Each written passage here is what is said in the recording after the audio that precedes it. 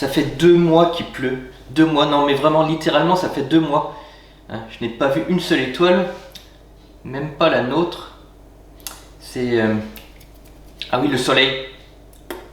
Bonjour à tous et bienvenue sur Astronaute. Et bien écoutez, ça me fait plaisir de vous retrouver aujourd'hui pour cette nouvelle vidéo. On va cette fois-ci parler de matériel. Donc ce sera pas un tuto, mais on va parler donc aujourd'hui de caméra. La caméra Poseidon C Pro. Alors que ce soit la C ou donc la C pour couleur, on aura la même version en mono. Donc on va faire un petit unboxing, je vais vous présenter un petit peu les accessoires qu'on peut monter dessus, les caractéristiques qu'on va avoir et on va essayer de faire une petite comparaison avec son homologue de chez ZWO. Allez, c'est parti!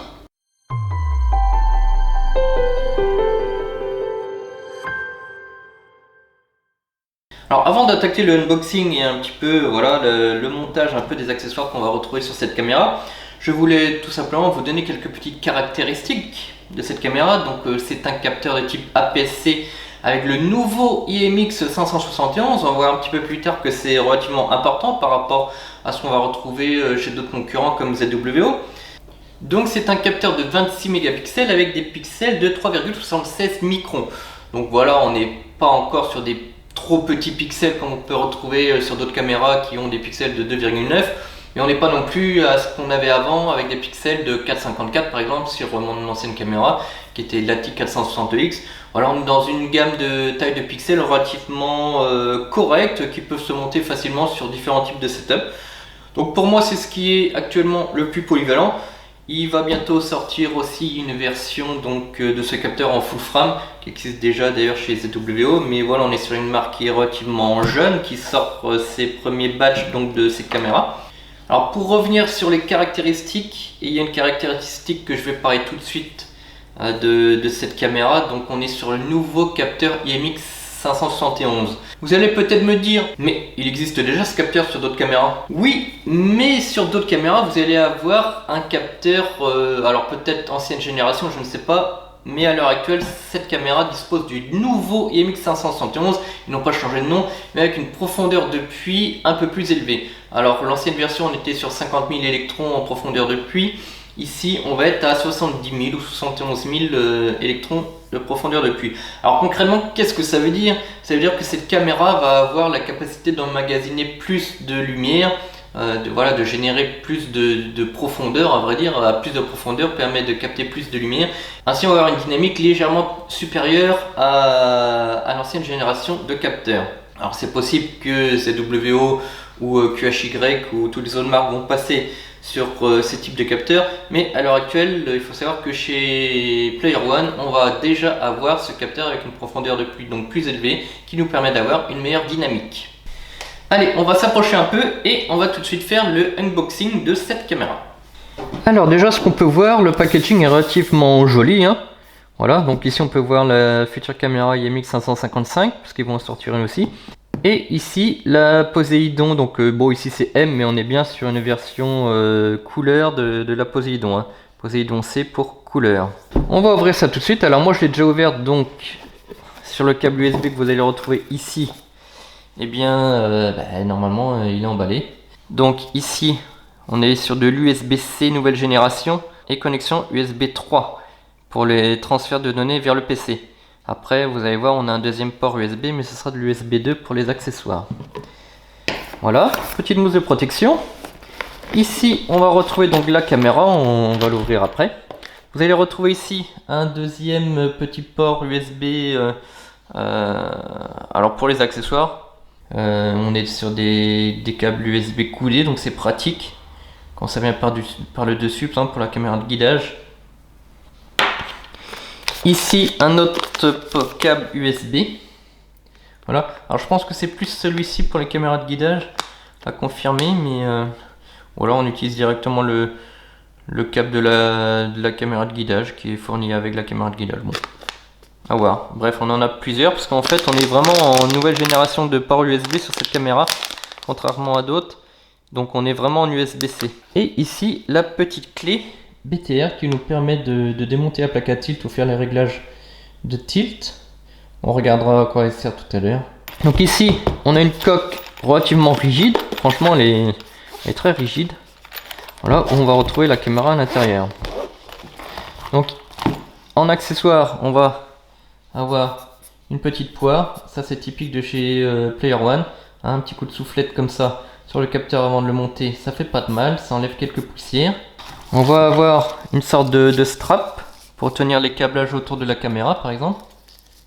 On va avoir des bagues à longe. Voilà, donc la petite bague réductrice M48 vers M42. Ici, on va avoir un petit coulant 3175. Bon, personnellement, ça sert pas vraiment à grand chose, à moins que vous vouliez faire un petit peu de planétaire, hein, parce qu'on peut faire du planétaire quand même avec ça. Voilà, avec le bouchon. Et ici, donc, une autre bague. Donc ici, on a une bague de 17,5 mm et ici de 20 mm. Voilà, alors tout ça, ça permet de connecter la caméra directement pour avoir un back focus de 55 mm. La caméra fait 17,5 avec la plaque à tilt en back focus et sans la plaque à tilt, on doit être à je crois 12,5. Ouais, ça reste relativement standard. Hein. Donc on pourrait presque dire que on peut utiliser le matériel d'autres marques pour mettre sur cette caméra aussi si on veut pas utiliser tout le matériel de cette caméra. Donc voilà la caméra. Donc on peut voir ici par USB, ici c'est un USB 2 qui nous permet d'installer donc des accessoires, entre autres roue à filtre, caméra de guidage, etc. Le port USB-C 3.0 donc principal qui connecte la caméra au PC. Alimentation 12 volts 3 ampères ici. Donc c'est du classique 5.5.2.1.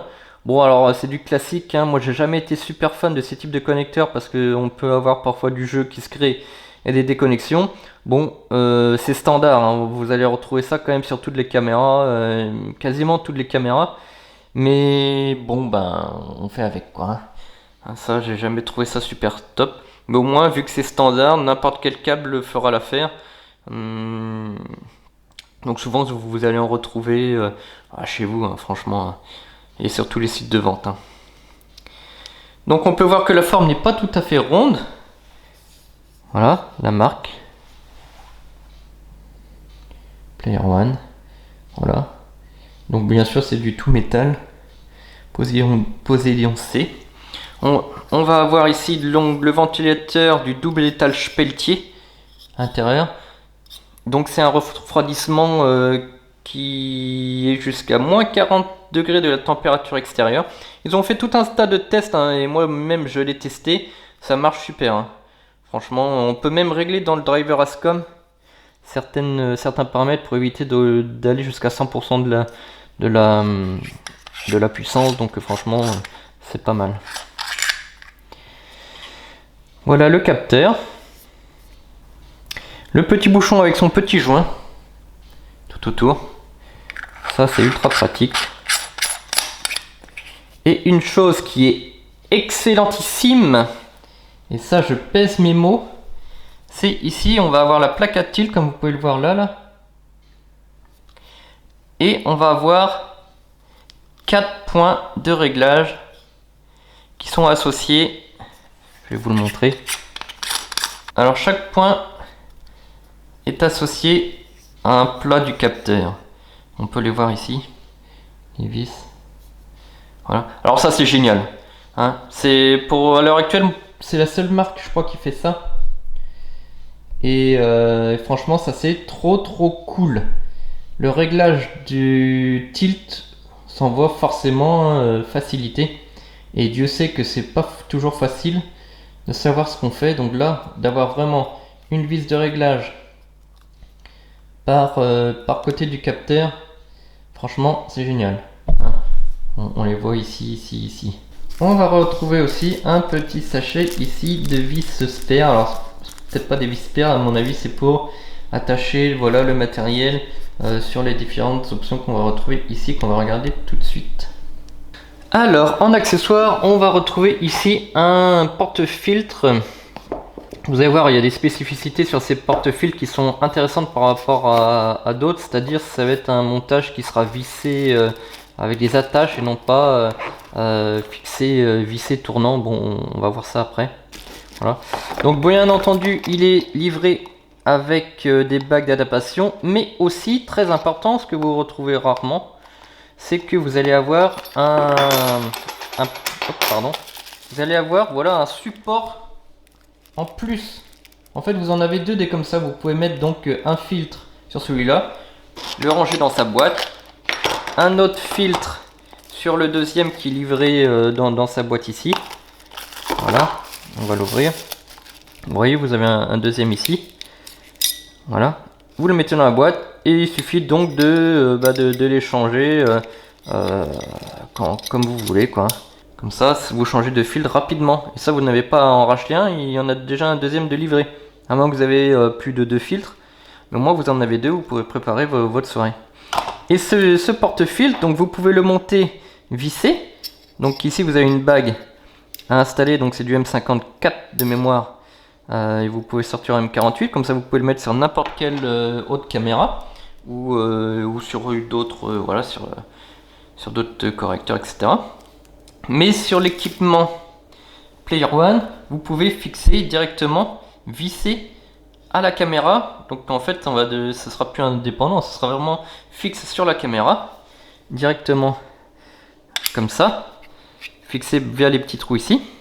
Clac. Le porte-filtre dessus. Du coup, ça devient vraiment quelque chose qui est très solidaire et rigide. Donc ça, c'est top. On va le monter tout à l'heure. Bon, j'ai pas grand chose d'autre à dire sur ces porte-filtres. Hein. Voilà, ils sont tous noirs, anodisés.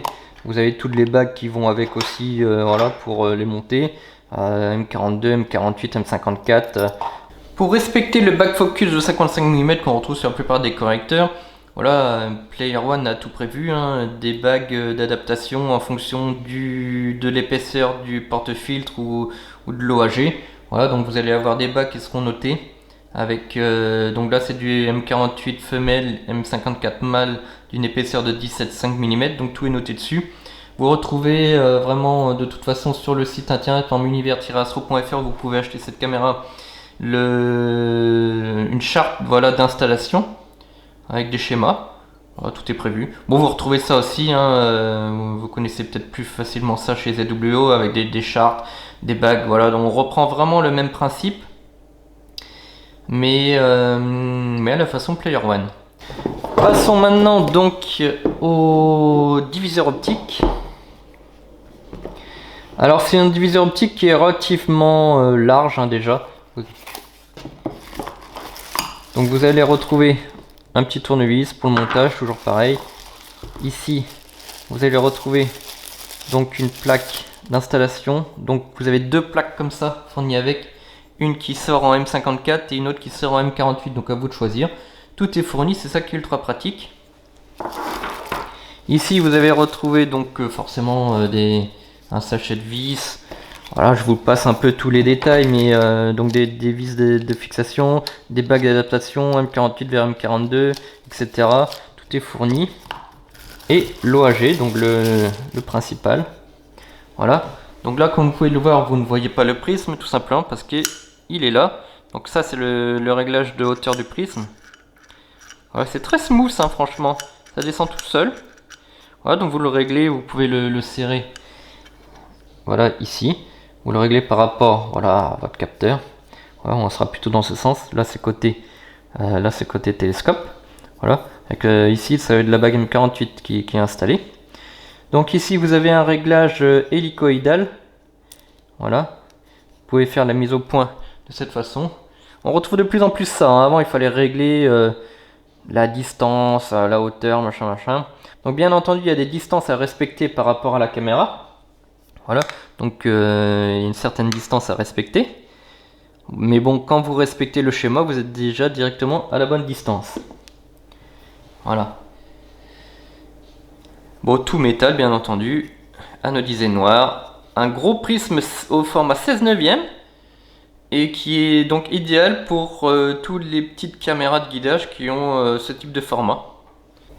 Voilà, ça va largement éviter le vignettage jusqu'à un capteur de 1,5 pouce. Et ben maintenant, je vous propose qu'on installe tout ça.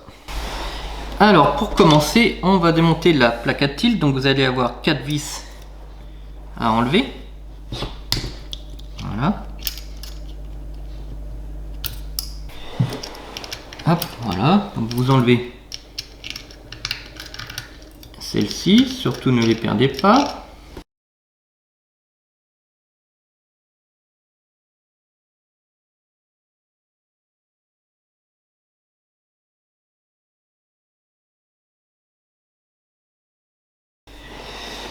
Alors si vous avez déjà fait des réglages de tilt avec cette caméra avant même de mettre le porte-filtre ou autre, pensez à bien repérer en fait dans quelle position était la caméra sur sa plaque à tilt.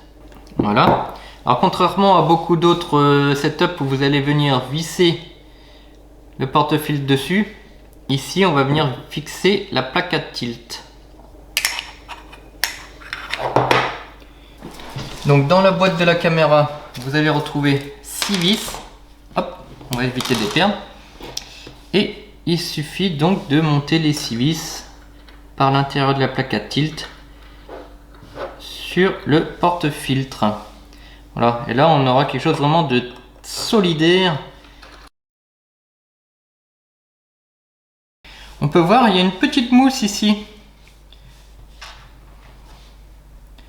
Donc ça, elle s'écrase. Et quand vous venez régler le tilt, et bien en fait cette mousse elle va se détendre et empêcher la lumière de passer. Alors ça c'est pas mal parce que je me suis toujours posé la question sur ma caméra Moravian.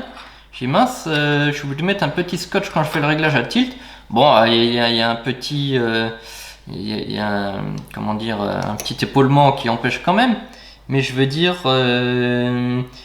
si on cherche vraiment un réglage poussé, on va écarter la plaque à tilt. Ensuite, voilà, enfin bref. Je trouve ce petit système pas trop mal et il y a même un épaulement aussi, mais bon, ça c'est pour éviter que les vis ici viennent toucher le rebord de la caméra. Voilà. Alors par contre j'ai un petit regret, mais bon ça c'est partout pareil, si vous n'avez pas une boîte de rangement spécifique à votre caméra, hormis voilà, vous avez celle qui est fournie avec la caméra, mais je veux dire une fois que le porte-filtre est monté et surtout l'OAG, bah, vous pouvez plus l'utiliser quoi. Ça passe plus.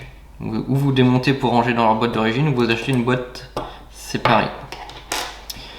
Bon alors j'ai recommencé parce que faites pas comme moi, n'oubliez pas d'enlever le bouchon, hein, donc du coup c'est un peu bête. Ensuite quand vous avez donc fixé votre porte-filtre sur la plaque à tilt, ensuite il vous suffit tout simplement de remettre vos vis dessus.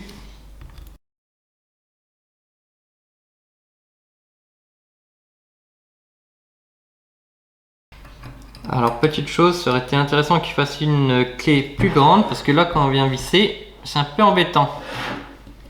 Franchement c'est pas très pratique. Bon après vous le faites une fois, voilà, hein. C'est pas bien grave.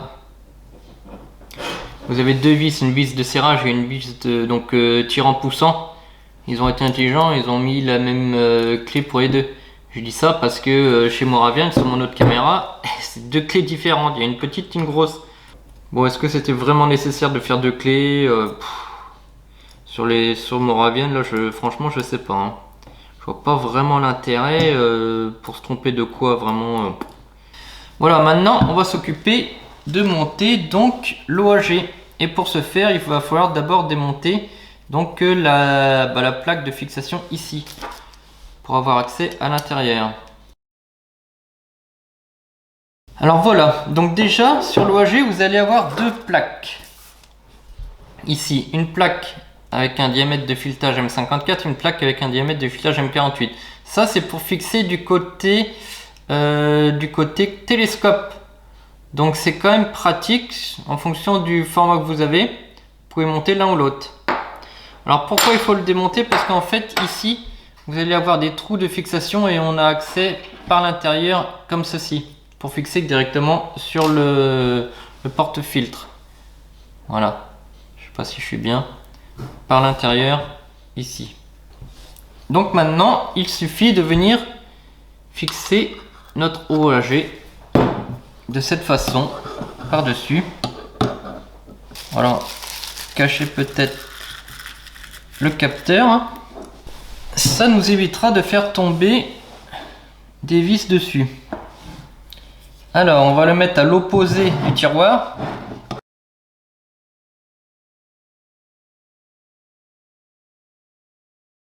Donc ensuite, il vous suffit de remettre la bague que vous avez envie, M48 ou M54.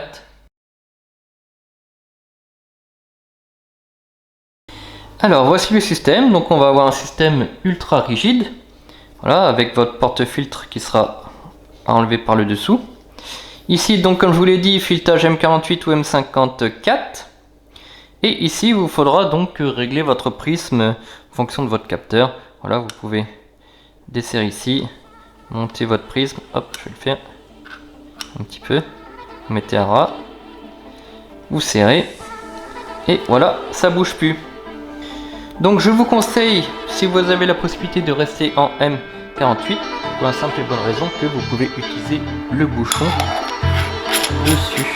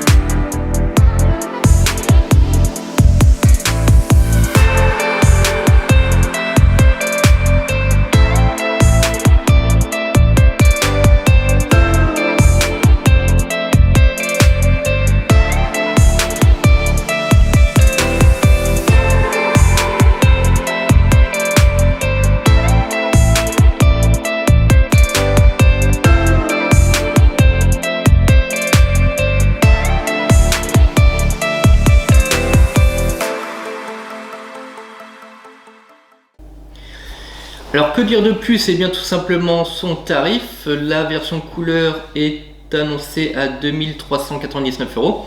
Alors c'est marrant parce qu'à la base la caméra est sortie donc moins cher que sa version de chez ZWO, mais 2 semaines après la sortie, ZWO a baissé son tarif. Donc vous allez retrouver une 2600 MC un peu moins chère que celle-ci du coup.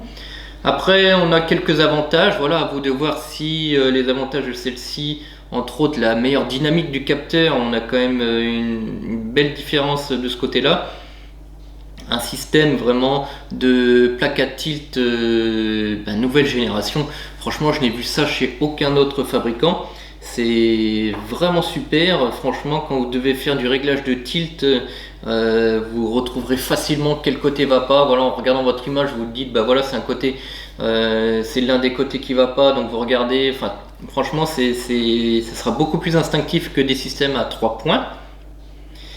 Et aussi le réglage par l'arrière, parce que quand vous devez régler par l'avant, et bien des fois vous voyez bien que si vous devez régler de ce côté là c'est un peu embêtant, voilà, ou alors de ce côté là quand vous avez le correcteur, parce que je crois que chez ZWO on enlève le plaque à tilt, on la met devant et on vient régler quand même comme ça, donc par derrière, donc quand vous avez un correcteur, le télescope, bref voilà, c'est toujours emmerdant. C'est la même chose chez Moravian, hein. Moi ma caméra Moravian c'est par l'avant, il faut trouver des clés BTR qui vont bien, donc c'est fourni, mais franchement c'est assez embêtant à faire. Donc bon là-dessus ça c'est un excellent point. D'autres petits points, le hublot il est traité anti-infrarouge, vous n'avez pas besoin d'acheter un filtre infrarouge en plus.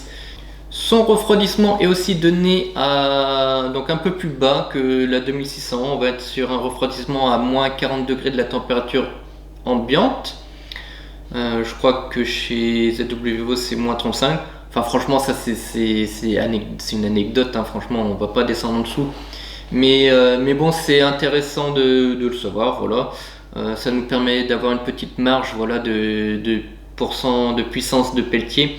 Ne jamais descendre à 100%, je veux dire au maximum mettez-vous à 80. Donc le driver S-COM vous permet de limiter la puissance comme vous le voulez. Donc si vous voyez sur votre logiciel de traitement de date d'acquisition que vous êtes à 100% et que vous avez mis une limite à 80, en fait vous êtes à 80. Donc ça c'est intéressant. Après si vous avez des limites dans votre logiciel, voilà, vous pouvez mettre la limite dans le logiciel et le laisser à 100%. Bon après ça c'est de l'utilisation, hein, c'est vous qui voyez. Donc ce qui est intéressant c'est aussi les options que vous pouvez acheter à côté. Donc vous allez avoir un système tout fixé par vis et non pas voilà, l'OAG ou le tiroir à fil qui sera vissé voilà, par rotation. Là on est fixé par 6 points. Le tiroir à filtre est livré avec 2 porte-filtres, l'OAG est livré avec 2 plaques à 2 filettages différents, donc de base M54 au plus grand, donc vous pouvez l'utiliser sur un grand nombre de télescopes. La plaque M48 est livrée avec aussi un petit réducteur M42, que ce soit dans le cas de la caméra, du porte-filtre ou alors de l'OAG. Vous allez aussi avoir à disposition, si vous le voulez, une roue à filtre, bien qu'elle soit plutôt prévue pour la version mono de la caméra. L'OAG lui supporte des caméras de type donc coulant 31-75. Moi dans mon cas elle sera utilisée avec la caméra Starrett Express que j'ai. Alors vous allez aussi avoir un filetage M42 sur le dessus de l'OAG. Bon, moi je vois pas particulièrement l'intérêt d'utiliser ça, parce que je pense que le point focal il sera trop haut dans tous les cas. Donc il faudra mieux utiliser voilà, une petite caméra au coulant 31-75. Ce sera quand même vachement plus pratique. Vous aurez 2 réglages, le réglage donc de hauteur à l'intérieur et le réglage via l'hélicoïdal ici. Après, que dire de plus sur cette caméra? Eh bien pas grand chose, c'est-à-dire on n'a pas encore trop le recul, hein. Si je devais donner un point négatif, c'est que, enfin ça peut pas être un point négatif, mais on n'a pas encore d'expérience ou de retour utilisateur trop de ces caméras. C'est les caméras qui viennent tout juste de sortir. C'est un petit peu comme beaucoup de matériel en ce moment, comme les nouvelles montures harmoniques. On n'a pas encore trop de recul là-dessus, même si ça a l'air de bien marcher. Mais voilà, on a plein de nouveautés en astronomie à l'heure actuelle, avec des nouvelles marques qui font leurs petits trous et qui ont plein de choses intéressantes. Entre autres, du coup, ici, les caméras Player One. Donc vous pouvez bien entendu les retrouver sur univers-astro.fr, j'en profite pour faire ma petite pub, hein, vous m'en voudrez pas. Côté driver, on va retrouver le driver Ascom. Moi je l'ai testé avec Prism pour faire mes banques de dark et de flat, parce que le ciel ne m'a pas encore permis de la tester en réel, mais je peux vous assurer que vous allez la revoir très prochainement, parce que je l'ai prise pour moi, je voulais une caméra couleur. Alors pourquoi je suis passé à la caméra couleur? Alors à vrai dire, j'ai gardé bien entendu ma Moravian, mais à vrai dire depuis quelques temps j'ai beaucoup de mal à sortir le matériel, et le fait d'avoir une caméra couleur voilà, va me limiter en temps de pause, parce que en caméra noir et blanc il faut faire du L, R, V, B ou S, H, O, voilà, c'est extrêmement long. J'avais beaucoup plus de temps d'observation quand j'étais en Auvergne, mais la région nantaise veut que j'ai un peu de mal à sortir le matériel, hein. Moi ma dernière photo, là on est en janvier 2023, ma dernière photo ciel profond date de août quand même. Alors il n'y a, faut pas exagérer, il n'y a pas que la météo, mais bon, c'est ma vie personnelle. Je suis toujours encore mécanicien avion, je travaille beaucoup la nuit, donc il y a ça, plus la météo, plus aussi il y a parfois il faut que je me lève tôt aussi le lendemain matin pour aller travailler, parce que je travaille très tôt, les enfants, bref, tout ça fait que j'ai beaucoup moins de temps d'observation qu'avant, et que du coup une caméra couleur c'est quand même bien pratique là-dessus. On shoot directement, pas besoin de faire de LRVB, donc pour beaucoup de cibles ça va être très pratique. Et Askar vient de sortir une gamme de filtres, donc c'est HAO3 et un autre c'est O3S2 qui nous permet de faire des images SHO vraiment de bonne facture avec des caméras couleur, parce qu'en fait on va capter 2 fois plus de O3 que si on faisait du HAO3 avec un filtre duo band et ensuite du S2. Donc là on capte sur les 2 fils de l'O3 qui n'est pas, voilà, où il n'y a pas forcément beaucoup de signal dans les nébuleuses, ça nous permet donc de cumuler 2 fois le O3. Bref, ça je pense qu'on en reparlera quand je recevrai les premiers lots de filtres et quand j'aurai l'occasion de les tester. Mais il faut savoir que ça existe, donc j'ai envie de voir ce que ça donne avec une caméra couleur. Et dans tous les cas, toutes les autres cibles qu'on va faire en RVB, là je vais utiliser la caméra couleur, parce que le RVB en fait, si on n'a pas assez de temps d'observation, c'est un peu dur. Sur une nuit d'hiver ça va, on peut faire une demi-heure, 3/4 d'heure de RVB et tout le reste de la soirée en L, mais l'été, si on n'a pas 2-3 nuits quand même, c'est assez compliqué. Même si l'été on va plutôt se concentrer sur les nébuleuses. Bon, Voilà, cette vidéo se termine, j'espère qu'elle vous aura plu, j'espère que vous aurez aimé découvrir cette nouvelle caméra et peut-être même cette nouvelle marque. N'oubliez pas donc l'abonnement, le pouce bleu, la cloche, vous êtes habitués maintenant, et nous on se retrouve bientôt pour de nouvelles vidéos sur Astronaute. Au revoir.